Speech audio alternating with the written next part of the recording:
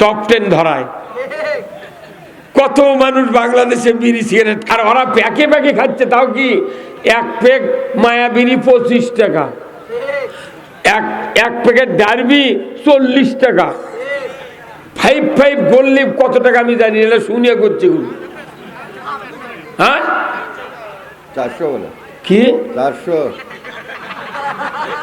তাহলে 100 দাম 40, 10টা 40, 10 কে 40 টাকা। দেখ কি আগরবাতি খায় রে বা। আল্লাহ আল্লাহ, আমার রাসূল বলছেন যে ব্যক্তি দুনিয়াতে জীবিত অবস্থায় স্মোক করবে মানে ধূমপান করবে, আমার রাসূল বলছেন কবরের ভেতর যখন বলা হবে মান হাজার রাজুল, ওই পুরুষটিকে আমার নবী বলেছেন তখন আমাকে চিনতে পারিবে। শুধু কি তাই, আল্লাহর নবী বলেছেন কিয়ামতের মাঠে ওই ব্যক্তি কতদিন আগে মরে কবরত গেছে, ওই ব্যক্তির দেহ যখন আল্লাহ সৃষ্টি করবি, ওই দেহ থেকে বিড়ির গন্ধ বাড়াবি। আল্লাহর নবী বলছেন ওই স্মোকিং ম্যানের থেকে আমি 70 গজ দূরে থাকবো। তাহলে সুপারিশ পাবো কেমনি? হ্যাঁ, ওই বিড়ি সিগারেটের কাগজ লেখা দিয়েছে ধূমপানে স্ট্রোক হয়, ধূমপান মৃত্যু ঘটায়, ধূমপান ক্যান্সার হয়, এটা স্বাস্থ্যের জন্য ক্ষতিকর। এত লেখা লেগেছে, ততই বেশি খায়। হ্যাঁ, আবার আর একটা লিখছে মায়াবীরিত লিখেছে স্বাদে গন্ধে অতুলনীয়। তখন আগেকার যুগে আমি ওই হুন্ডালিয়া সবার যাচ্ছিলাম, তো রাত্রির মাদ্রাসা শুয়ে থাকি, সকালবেলা দেখি কমিটির এক লোক এক হাতত ধরাছে বিড়ি, আর এক হাতত বদনালিয়া পায়খানা মেলে যাচ্ছে। কতক্ষণ এখন আমি মনে করলো তাহলে বিড়ি বাইরে খায় পায়খানা ঢুকবি, ও বাবা বিড়িলেই ঢুকেছে। ঢোকার পর দেখি ওর মধ্যে বিড়িও খাচ্ছে পায়খানা করছে। তখন আমার মাথার বেনে ঠোকা দিল, তাই তো ওরা লিখেছে স্বাদে গন্ধ অতুলনীয়, মানে বিড়ির স্বাদ আর পায়খানার গন্ধ। হ্যাঁ কতক্ষণ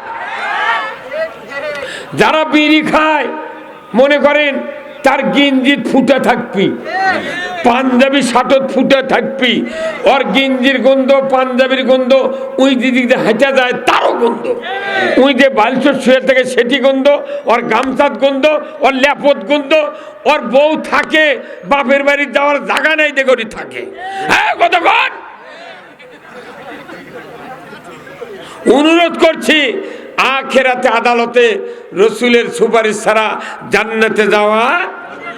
তাই এই জন্য অনুরোধ করছি ভাই, নিজের জীবনকে সুস্থ রাখার জন্য, কাশ থেকে ফুসফুসির ক্যান্সারের থেকে বাঁচার জন্য আপনাকে স্মোক, এই ধূমপান ছেড়ে দিতে হবে। এটা রসুলের নির্দেশ। এটা হলো মকরু তাহারিমি, হারাম হলো 20 আর মকরু তাহারিমি হলো 19 আর 20। আমরা ইচ্ছে করলে প্রতিদিন 1 প্যাক করে গোল্ড খাবার পারবো, কিন্তু আপনাকে ভয়ে খাই না।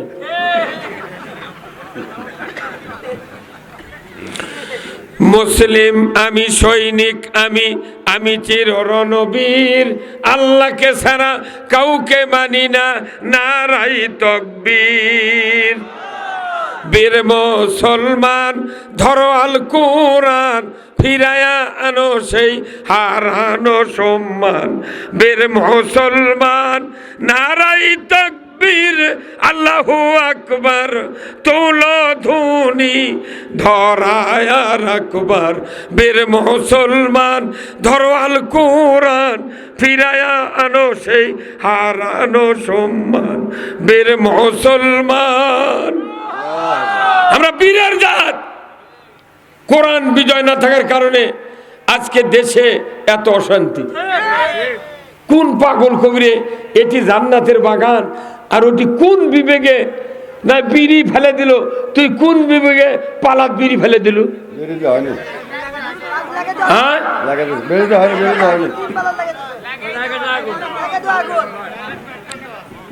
আহারে আল্লাহ, কি সুন্দর একটা প্রোগ্রাম হচ্ছিল। আল্লাহ তুই এই জাতিকে বাঁচা, আল্লাহ কোন আমিন। এই এই একটা জান্নাতের বাগানে বহু লোক আছেন, যদি একজন আল্লাহর ওলি থাকে এই মাহফিলে তার ওসিলায় আপনাদের আমাদের সকলের জীবনের গুনাহ আল্লাহ মাফ করে দিন। আপনি জানেন এই মাহফিলের কত দাম?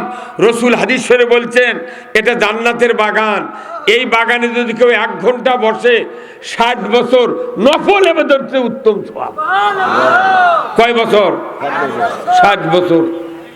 সেই জান্নাতের বাগানে বসে আজ যে সুন্দর কথাবার্তা শুরু হচ্ছিল, কিন্তু এমন একটা মনত আঘাত লেগে গেল, আমি তো হিমশিম খাওয়া দিচ্ছি। সভাপতি সাহেব বুঝে পারছে যে এটি কি হচ্ছে। সভাপতির অনুরোধ করছে এলে কি হচ্ছে ই জানি, কারণ এই গ্রামের ড্রাইভার এটা। কি কথা গান?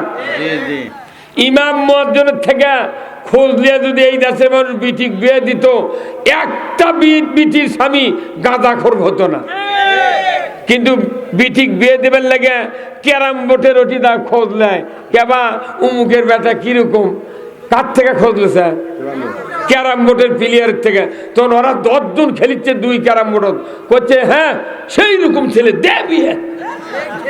3 মাস পর যখন গাঁজা খায় ভোগ পেটন দিয়েছে, তখন ওই মেয়ের বাবাটা করছে, বা তুর্কের থেকে শুনে বিয়ে দিয়ে আমি লস খাচ্ছি।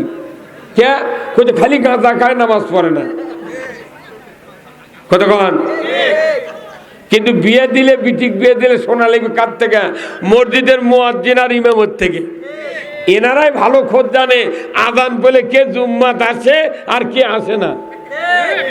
ইমাম মুয়াজ্জিন থেকে কেউ শোনে না, মনে করে যে ওর করতে শুনে ওরা বিয়ে ভাঙ্গে দিবি। আমাদের কাছে শুনলি বলে আমরা বিয়ে ভাঙ্গে দেবো, আর ওগুলো না বেয়ান আমাদের শুনলে কোথায় বিয়ে তাড়াতাড়ি হবি। তুই এখন ওকা করছ গিয়া কথা ভাইরা আমার। আমরা যারা এখানে বসে আছি, আমাদের ভিতরে যাদের স্ত্রী বেঁচে আছে, ওই স্ত্রীদেরকে মরণের আগে জান্নাতি বানাতে হবে। রসুল বলেছেন স্বামী বেঁচে থাকতে যদি স্ত্রীকে জান্নাতি বানানো হয়, আমার আল্লাহ বলেছেন স্ত্রীর কারণে স্বামীর প্রমোশন দেয়া জান্নাতুল ফেরদাউসে দিয়ে দেবে। জোরে কন্যা আমিন। আমার ভাইরা, কিয়ামত হয়ে যাবে, মানুষগুলি 2 ভাগে বিভক্ত হবে। জোরে কন আল্লাহু আকবার। কয় ভাবে? 2 ভাগে বিভক্ত হবে। 1 ভাগ যাবে জান্নাতে, আর 1 ভাগ যাবে জাহান্নামে। জান্নাতীরা জান্নাতে যাবে। আমার ভাইয়েরা, কিছুদিন পর জান্নাতের ভেতরে জান্নাতুল ফেরদাউসে একজন আল্লাহর বান্দি হাউমাউ করে কান্নাকাটি শুরু করবে। জান্নাতের ফেরেশতা বলবে, আল্লাহর বান্দি কি জন্য কাঁদেন? জান্নাত কি ভালো লাগে না? জান্নাত তো কান্না করার জায়গা নয়, সুখ ভোগ উপভোগ করার জায়গা। আপনি কেন কাঁদেন? বলুন না আল্লাহর বান্দি কি সমস্যা? ওই বান্দি বলবে, আল্লাহর ফেরেশতা আমি কি জন্যে কাঁদি আল্লাহ ভালো করে জানেন। ফেরেশতা বলবে, আমি একটু শুনি না, কি জন্য আপনি কান্নাকাটি করছেন? সাথে সাথে ওই আল্লাহর বান্দি বলবে, হে আল্লাহর ফেরেশতা, আমি দুনিয়ায় 70 বছর বেঁচেছিলাম। আমার একজন চরিত্রবান নামাজি স্বামী ছিলেন। বিবাহের পর মোহরানা পরিশোধ করে আমাকে বাড়িতে নিয়ে যায়। আমাকে ইসলাম, কোরআন, পর্দা, ইসলাম, নামাজ, রোজা, শরীয়ত সব শিক্ষা দেয়া আমাকে জান্নাতের পথের পথিক হিসেবে তৈরি করেন। রে ফেরেশতা, আমি দুনিয়ার থেকে বিদায় হয়েছি, আজকে কিয়ামত পর্যন্ত কবরে শুয়ে থাকলাম, জান্নাতে আসলাম বিচারের পর। এতদিন গুজরে গেল, আমার ওই দুনিয়ার চরিত্রবান স্বামীকে চোখে দেখতে পাই নাই। জান্নাত ভালো লাগে না। আজকে জান্নাতের ভেতরে যদি দুনিয়ার ওই চরিত্রবান স্বামীকে যদি দেখতে পাইতাম, কলিজাটা জুড়িয়ে নিতাম। স্ত্রী জান্নাতি হলে আপনার জন্য কাঁদবে। সুবহানাল্লাহ। আল্লাহ বলবেন, ফেরেশতা দেখো না এই বান্দির স্বামী কোন জান্নাতে আছে। জোরে কোন আল্লাহু আকবার। ফেরেশতা খুঁজতে থাকবে, এক রাতে খুঁজতে খুঁজতে 8 নাম্বার জান্নাতে গিয়ে দেখবে আল্লাহর একজন বান্দা ফুপিয়ে ফুপিয়ে কান্নাকাটি করছেন, চক্ষু দিয়ে ঝরঝর করে পানি পড়ে যাচ্ছে। আল্লাহর ফেরেশতা বলবেন, বান্দা, ও আল্লাহর বান্দা, কি হয়েছে? দুঃখ বেদনা, আপনি কেন কাঁদেন? কলিজা জার জার হয়ে যাচ্ছে, আমি দেখতে পাচ্ছি কি জন্যে কাঁদেন। বেহেশত তো কান্নার জায়গা নয়, সুখ উপভোগ করার জায়গা, কেন কাঁদেন? লোকটি বলবে, আল্লাহর ফেরেশতা, আমি দুনিয়াতে 80 বছর বেঁচেছিলাম, আমার একজন মুমিনা সলিহা স্ত্রী ছিলেন, আমি বিবাহের পর তাকে মোহরানা পরিশোধ করেছিলাম, আমি তাকে দ্বীন ইসলাম, কোরআন, শরীয়ত শিক্ষা দেয়া, পর্দা পুশিদা শিক্ষা দেয়া, দুনিয়াতে আমি চলাফেরার ব্যবস্থা করে দিয়েছিলাম। ওগো আল্লাহর ফেরেশতা, মৃত্যুর পর থেকে আজ পর্যন্ত ওই স্ত্রীকে আমি চোখে পড়ে দেখতে পাই নাই।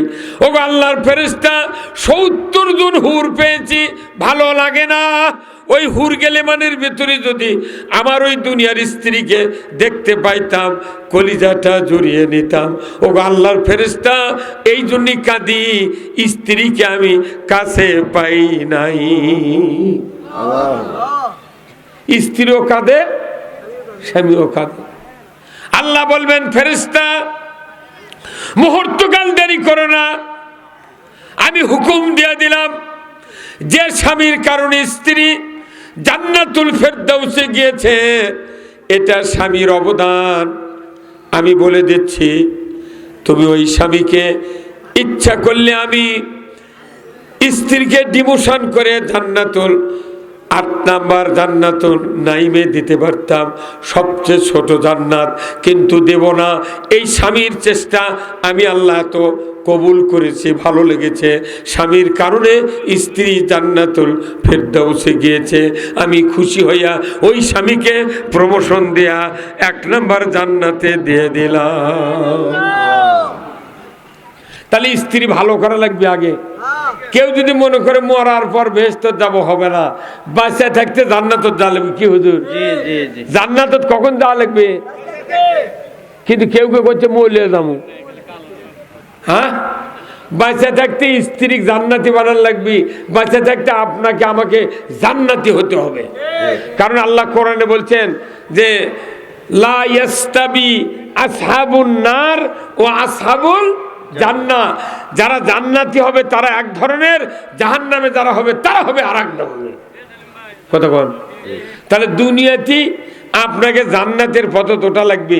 আচ্ছা ভাই বলেন তো, যে ব্যক্তি 4 মাথা গোদার পাড়া যাবার চাবি, তার এই দরগাহার যা রাস্তার উত্তর মুরাদ দাঁড়ান লাগবে কতক্ষণে? হ্যাঁ, কোন মুরাদ?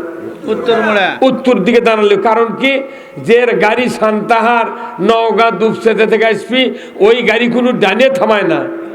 কোথায় থামায়? বামে। ওই বামাকার গাড়ি চড়ে ওর গোদার পাড়া যাওয়া লাগবি।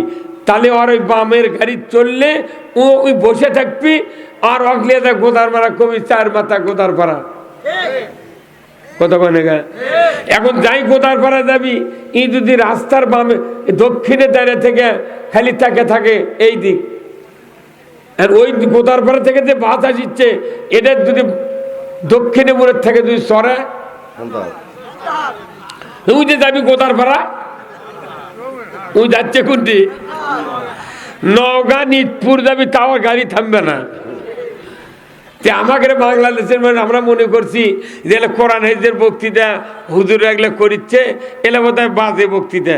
জান্নাত যদি কেউ যাবার চায়, তাহলে দুনিয়াতে জান্নাতের পথ ওঠা লাগবে। উঠে আপনি কাম শুরু করবেন, যেদিন মৃত্যু হবে জান্নাতের পথ থেকে মৃত্যু হবে, মরার পর কবরের দরজা খুলবি, ওটা কবর নয়, ওটা জান্নাতের দরজা। আর কেউ যদি জাহান্নামত যাওয়ার রাস্তা ধরতে, জিবরাইলও জানাজা করে যদি হয়, ওই জান্নাত যাবে না। গায়ে গায়ে কত মানুষ মরে, প্রত্যেক গ্রামে একজন করে চালাক লোক আছে, যাই মরে ওই তারি বাড়ি 2 যা আগে হাজির হয়। হাজির হলে তাকে ওই লোকটা মরিয়া কি হা করে আসো ওর মুখ থেকে, ওই করে কি, মাথা ঘস করে ডান দিকে কেবলার দিক ঘুরে দিয়া বালুর দিয়ে ঠাসে ধরে। না ঠাসে ধরে থাকলে 10 মিনিটের মধ্যে যখন রক্ত চলাচল বন্ধ, দেহ যখন শক্ত হয়ে যায়, বালুস টান দিয়ে দেখে না কাল্লার ঘুরিচ্ছে না, তখন এলাকার খবর উঠে গেল গ্রামত উমুক মরিছে, গোটা গ্রামের মানুষ চলে যাচ্ছে দৌড়ে। আচ্ছা মরা মানুষ দেখো না, কি ভাগ্যবান মরা রে, কেবলার দিক মুখ হয়ে আছে, ওই কেবলার দিক মুখ করে মরছে, বালুস দিয়ে ঠাইছে ধরে ওই দিক ঘুরে আসছে। এই কথা কোন না, অনেক মানুষ আছে আমাদের দেশে মাইয়া তো কবর শোয়ানোর পর এইরকম হুজুর আমরা যারা নামি, সব মানুষ তো কবর ভয়ে নামে না, কয় বাবা তুমি নামো, বা তুই নামে, তোর বাপ তুই নাম, কোথায় না হুজুর ভয় করে, তোর ভয় করে এক বাবক নামাতে, আর আমাদের 40 বাবক নামাচ্ছে। হ্যাঁ কথা কন না। এখন নামানোর পর উপর থেকে সব পরামন কিনা কয়, এই হুজুর দেখেন তো কেবলার দিকে সিয়ারা আছে নাকি। হুজুর আমরা করি কি, এই কাপড়ের উপর থেকে নাকত হাত দিই, দিয়ে দেখি যে না কেবলার দিকে আছে, তখন উপর থেকে কয় না বাড়ি ভাগ্য ভালো। যে লোকটা পাক্কা নামাজি, আল্লাহ রসুলের হুকুমের তাবেদারি করছে, এরপর কেবলার দিকে করে শুয়ে থুবেন, মুনকার নকির আসা পর্যন্ত এরা কেবলার দিকেই হয়ে থাকবে। কিন্তু যাই নামাজ পড়েনি, ইসলামের বিরোধিতা করছে, আল্লাহ রসুলের আনুগত্য করেনি, অনুসরণ করেনি, এরপর যতই কাজ করে সিমেন্টের ঢালাই দিয়ে পশ্চিম দিক করে থন, খালি মাটি দেওয়ার পরই আল্লাহ ফেরেশতাকে দিয়ে উল্টে পূব মুখ করে থয়। কৃষক যাতে মুনকার নকির এসে বেশি চিন্তা করা না লাগে, উনি এসে ঢুকে যাতে বুঝতে পারে কোন বান্দা কোন কেচিমেট। কথা কোনে পারে, আমরা তো ঠিকই সব মায়ের থেকে এই মুখ করে তুলছি, কিন্তু আল্লাহ কাজ করে ওই দিক হয়। মুনকার নকির এসে কবি বোঝা গেছে এক প্রশ্ন করলেই কবারও পারবে না, অত ধান্দা নাই, ওই অবস্থায় পেটন শুরু করবি। নাউজুবিল্লাহ পরে কি কাল থেকে তাহাজ্জুদ ধর। কথা কন না। আমার ভাইয়েরা, আল্লাহ রাব্বুল আলামিন ওই স্বামীকে জান্নাতের 1 নাম্বার জান্নাতুল ফেরদাউসে প্রমোশন দিয়ে দিবেন, বান্দির কাছে চলে যাবে স্বামী, এত খুশি হবেন। জান্নাতে যাওয়ার পরে এত নিয়ামত পাওয়ার পরেও ততখানি খুশি হয় নাই যতখানি খুশি স্বামীকে দেখে হবে। জোরে কোন আল্লাহু আকবার। সতী নারীর পতি হায় রে পর্বতেরই চূড়া, অসতী নারীর পতি ভাঙ্গা নায়ের গোড়া, খালি পায়ে হাঁটা ভালো কষা জুতা যারো, দেশ হতে বিদার ভালো কল্যাণ নারী যারো। যার স্ত্রী ঝগড়াতে ওই বউ পাতারত আলু বান্ধে ওটি ভাত সাথে খাওয়া ভালো। কথা কনে বারে, সারাদিন কাম করে বউদার দেখতে পায় না, স্বামী খুব কড়া মেজাজের, খালি ভুল ধরে দেখতে পায় না। ওই স্বামী কয় পাঁচারতি থাকবো, বেল ডুবলে তখন ওই ঘুম আসবে, তখন কে বাড়ির যাবো। আর যার বউ সৎ চরিত্রবান, স্বামীর ভালোবাসা দেয়, স্বামীর সাথে আদব কায়দা নিয়ে কথা কয়, আল্লাহ রাসূল বলছেন এই স্ত্রীর স্বামী হলো পাহাড়ের চূড়া। স্ত্রী যে স্বামীর দাম দেয়, দুনিয়ার সব মানুষ তার দাম দেয়। নাম হলো ময়না, গাল ফুলে থাকে কথাই কয় না, ছিঁড়ে গেছে শাড়ি, আজি যদি কিনা না দাও চলে যাব কিন্তু বাপের বাড়ি।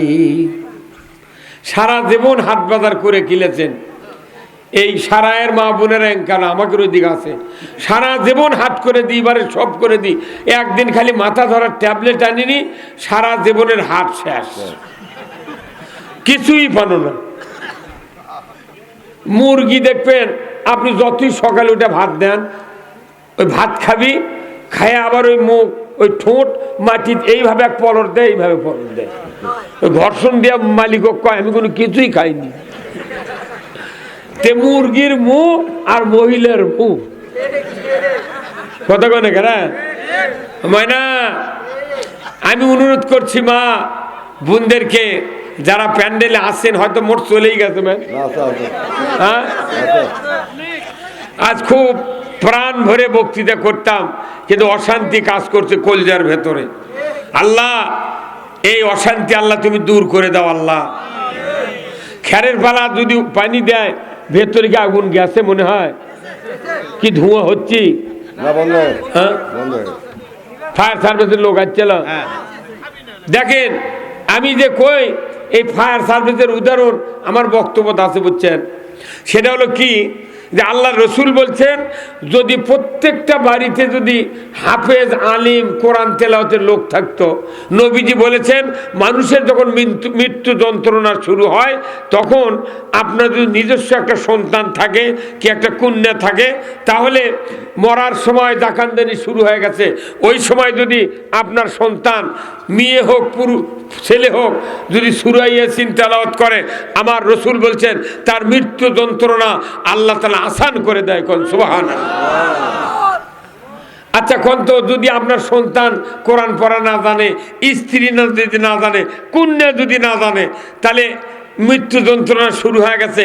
মসজিদের ইমাম তাক ডাক্তার গেছে, মুয়াজ্জিন ডাক্তার গেছে কোরআন শরীফ পড়ার জন্য, কিন্তু দেখেন মুয়াজ্জিন থেকে আলু তুলবের গেছে, মসজিদের ইমামের কাছে ধানত বিষ দিবেন, ওই বিষের ঢোল ফুরাবি তেকিন কেউ আসবি, আসছে গোসল করে আস্তে আস্তে দেখে আজরাইল জানলিয়া শাখাহার পার হয়ে গেছে।